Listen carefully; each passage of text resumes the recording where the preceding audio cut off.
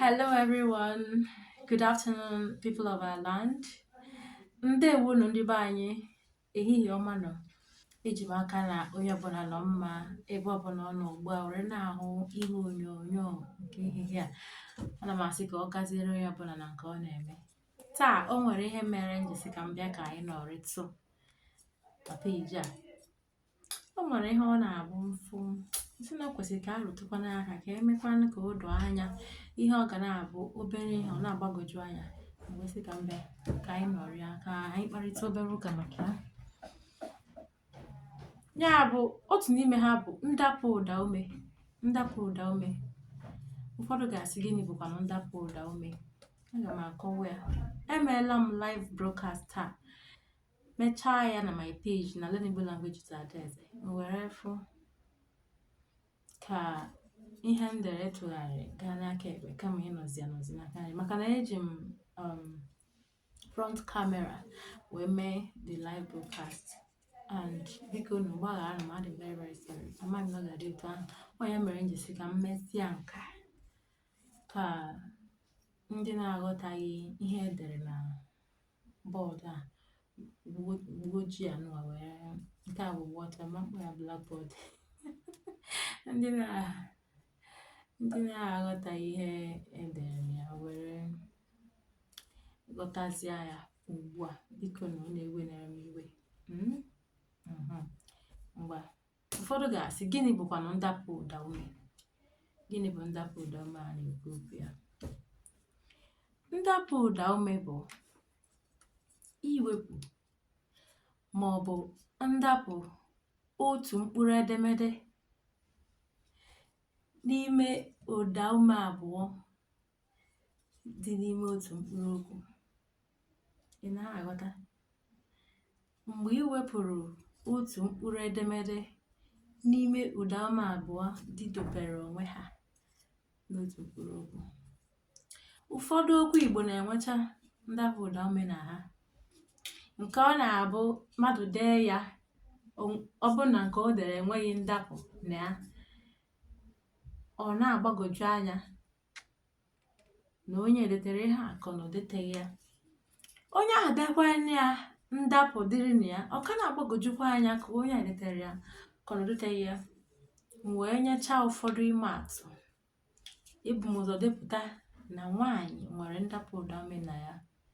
Nwaanyị nwere ndapụ ụda ume na ya. Wee sị unu na ọ na-abụ ede ya etu a ndapụ adịghị na ya. Mgbe ndapụ ụda ume na-abata na ya bụ mgbe otu pụrụ na ya, otu a, ịma na ụda ume abụọ bie dị ebe a. Ọ bụrụ na otu a apụọ na ya, ọ dị otu a, mgbe ahụ ka ndapụ ụda ume batagoro na ya. Onye ka m kọwara na live broadcast ahụ. Nyekwa na ime atụ ọzọ ebe ahụ si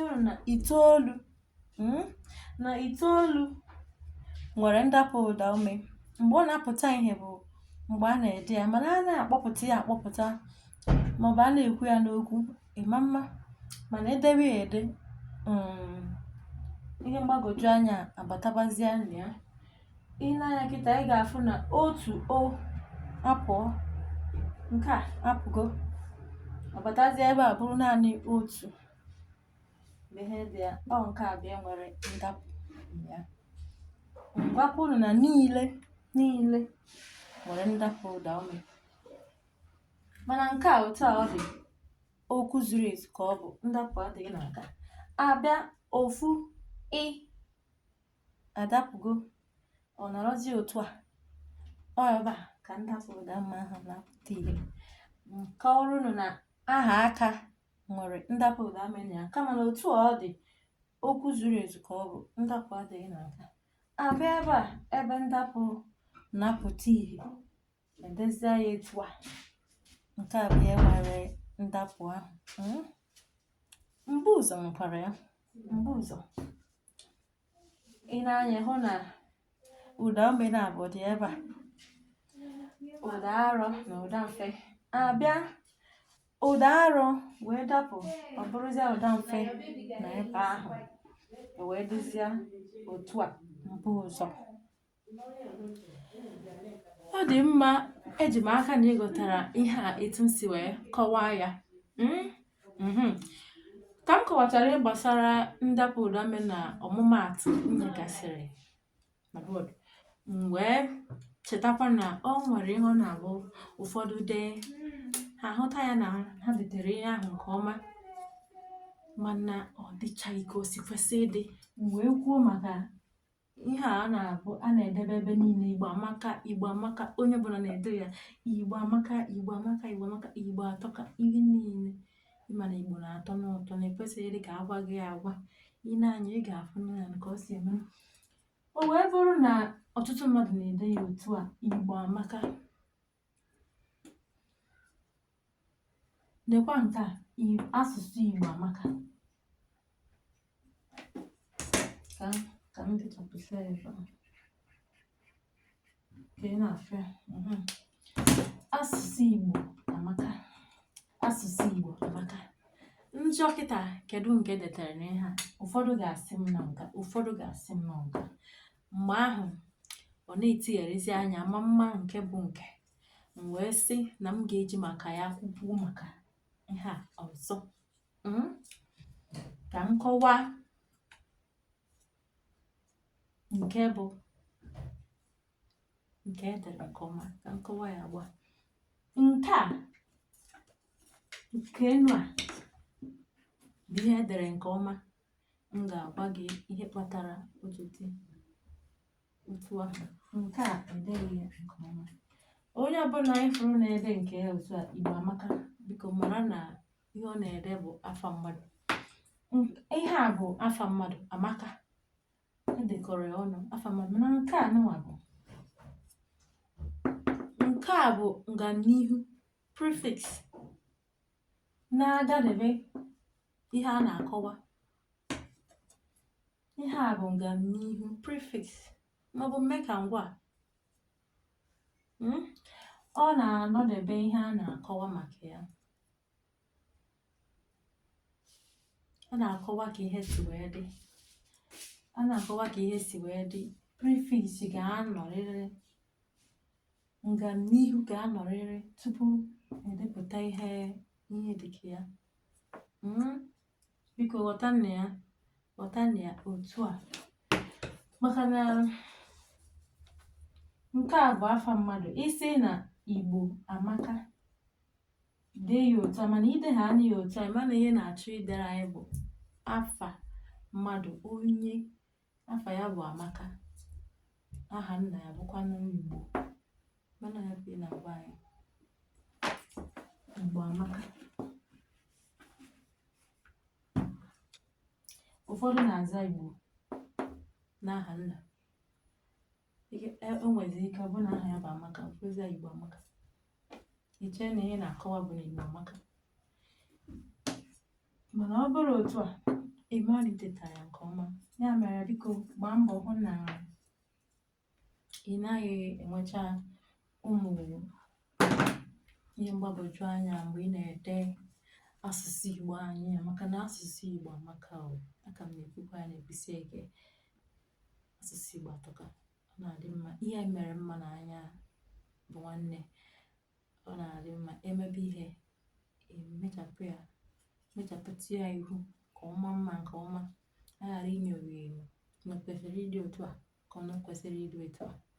Ọ ya ka anyị na-asị, na-agba onye ọbụla ume, onye ọbụla na-asụ asụsụ Igbo, na-edekwana ya nke ọma, maka na njirimara onye bụkwa na onye mmadụ anaghị atụfu njirimara ya. Asụsụ anyị bụ njirimara anyị. Njirimara anyị bụkwa ihe anyị ga-eji na-anya isi. Mmadụ anaghị ezobe onwe ya. Mmadụ anaghị ezobe onwe ya. Igbo abụghị, in fact, ejighị aka ekpuchi ọnwa nọ ndị be anyị, ejighị aka ekpuchi ọnwa. Igbo dị ka ọnwa na-anaghị eji aka ekpuchi. Ebe ọbụla Igbo nọ, ọ na-achake. Ọ ya ka nwanne anyị nwoke Flavour ji gochi egosi na onye bịa obodo ọbụla ọ na-afụ ya onye Igbo, ya tikapụ ọsọ si ebe ahụ, maka na ebe ahụ tiri eti. Igbo na-eweta mmepe ụzọ ebe ọbụla ha nọ. Ndị Igbo, Chineke kechachapụ anyị niile oke n'ụwa, tinye ndị Igbo. Ihe o ji tinye ndị Igbo bụ ka ihe wee dị, ka agamnihu wee dị, ka mmepe obodo wee dị. Ndị ọzọ kwakọbacha aka n'ọkpọ ha, ndị Igbo anaghị eme otu ahụ. Ndị Igbo na-adị gara gara n'ọrụ. Ha anaghị ekiri ihe ọ na-emebi, ha na-achọ ka ihe dịzie nke ọma. Ọnya ka anyị ji wee dịwaga iche. Ọ dị mma ndị be anyị, biko jisikwa n'ike ka unu hụ na unu na-asụ asụsụ Igbo ahụ nke ọma. Na-agwakwanụ ndị ọzọ uru ọ bara, maka o nwere ndị na-amachabeghị uru ọ bara ịsụ asụsụ Igbo anyị na ha agwaghị ha. Na-akọwara na uru ọ bara. Anyị na-enwe ihe mmụta anyị na Zoom. Ọ bụrụ na ị chọrọ ka nwa gị deba aha maka mmụta asụsụ Igbo, biko kpọtụrụ anyị n'akara WhatsApp anyị 864535634 kpọkwa ya ọzọ 864535634. Okay, let me speak it in English. Please, for your enrollment for Zoom classes, please chat us on WhatsApp on 08064535633. 08064535633. I do hope you enjoy this little moment of learning, okay? Because ihe anyị na-eme na anyị bụ ikwu amaghị ibe ezi ya. Ka ịma nke a, ịma nke ọzọ, nweghị ịmacha ha ncha. O nwere m ike amaghị m nke a, ọ dị mkpa na mma ya. Mgbakeri a na-ahụ na ohere ọbụla m nwere ịmụta na mmụta ya, ọ ka esi eme ya. Mmadụ anaghị amacha ihe niile. Ya mere ndị be anyị, biko nụ, ana m asị nke onye ọbụla na-eme, biko ya gaziere ya. Daalụ nụrụ nne maka ịnọnyere m n'igwe mgbasa ozi Facebook ma. Biko ihe a ga-aba na YouTube. Ọ bụrụ na ị hụghị ya na Facebook, ị ga-ahụ ya na YouTube. Daalụ, ka emesịa. Ka ọ dị n'ụbọchị ọzọ. Aha m ka bụkwa Nwaada Adaeze, onye na-ewetara n'ọtụtụ ime dị iche iche n'igwe mgbasa ozi YouTube na Facebook. Daalụ nụrụ nne. Chetakwanụ pịara m aka n'akara mmasị, pịkwara m akara nkesa ya, share button. Metụkwanụ m aka n'akara nsonye, follow button. Ndị nọ na Facebook, ndị nọ na YouTube, biko metụnụ m aka n'akara nsonye, subscribe button. Ọ naghị ewe ihe ọbụla ipe ya aka. Naanị otu ugboro nke ọbụla ị na-ahazi ihe anyị na-ewepụta igwe mgbasa ozi YouTube. Ị na-enyekwa anyị ka na-ekesakwara anyị ozi anyị na-ezi. Ọ dị mma ndị be anyị. Daalụ na ka emesịa. Ka ọ dị n'ụbọchị ọzọ.